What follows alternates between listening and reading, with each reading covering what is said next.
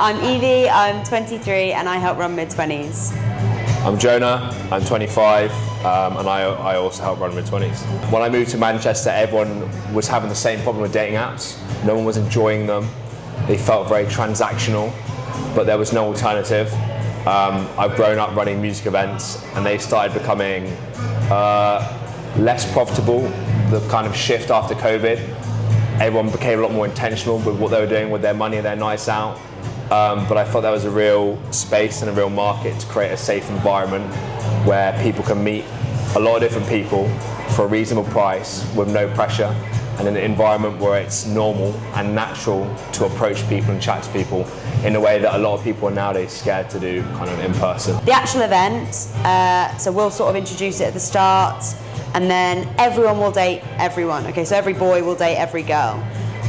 Each date's about 5 minutes long.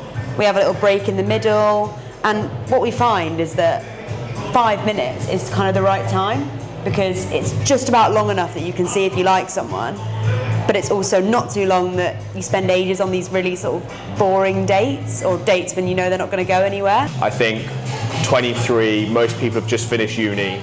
They're in a similar phase, maybe looking at jobs, maybe thinking, I don't want to say more seriously, but just like it's different from the uni mentality.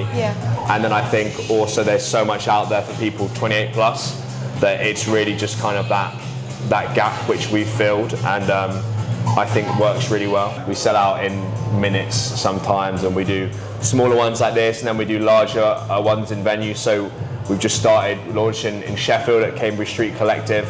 Such an amazing venue, and they've been really great having us, and like I said, we did a collab with Boohoo Man as well, which was really cool.